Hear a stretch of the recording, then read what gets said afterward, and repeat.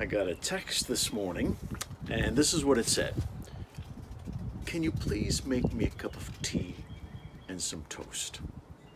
Of course, that was for my wife, and she was finding it hard to get up this morning. So now, if she said to me that she wanted a new dress for her birthday, and I got her a cup of tea and some toast,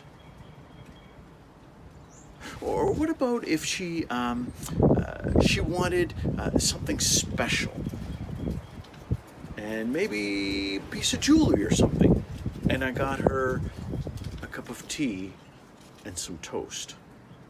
Well, clearly that would show that I'm not being very attentive to her needs, and it really wouldn't cut it. Well, let me just read to you a passage from John chapter 13.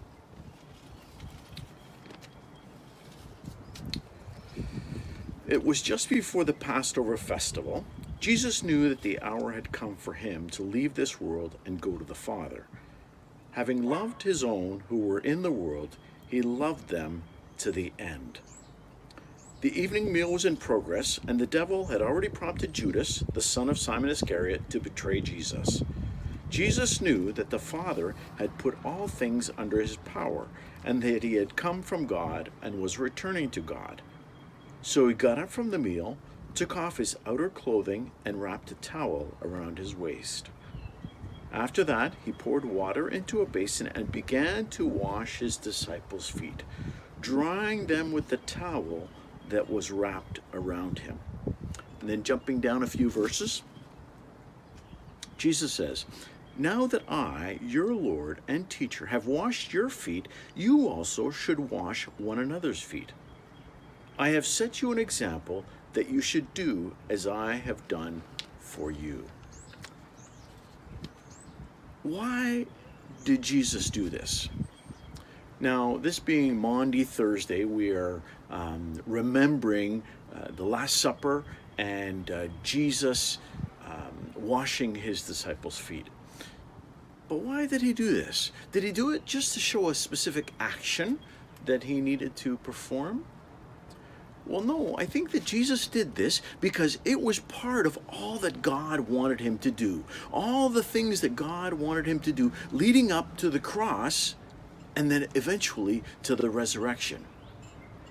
It was God's plan.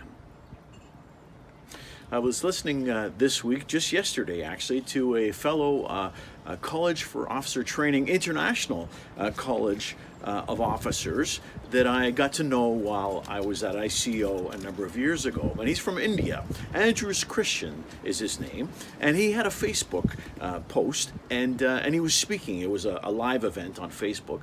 And he was speaking in Indian, actually, in the language of India. And yet he spoke in English at one point when he read from Ezekiel chapter 11, verse 19. And let me read that verse to you. Chapter 11, verse 19 of Ezekiel. And this is what it says. "I will give them an undivided heart and put a new spirit in them. I will remove from them their heart of stone and give them a heart of flesh." That verse just jumped out at me. And it made me think about today and remembering Jesus washing his disciples' feet and Jesus wanting to do what God wanted him to do, his Father wanted him to do. And why was it that Jesus wanted to do all these things? It was because he loved his Father. It was because he loved his disciples. It began out of a heart that Jesus had for his Father and for his disciples. See, it's not about the action. It's about the heart. Of course, we know this because when we read 1 Corinthians 13, and we read this at weddings and many other times, that it's not about the action, but it's about the love that we have that makes the difference. So really, it all comes back to the heart.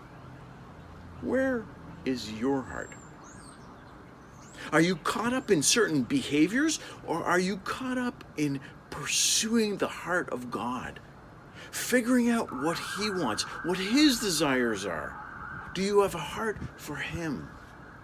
And is your heart overflowing with love for other people, the people around you, but the people even farther afield? This Easter, God may want a specific action from you, but even more than that, He wants your heart.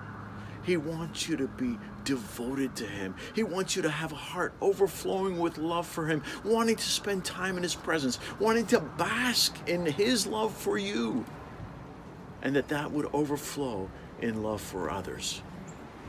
God wants your heart. Will you give Him your heart this Easter?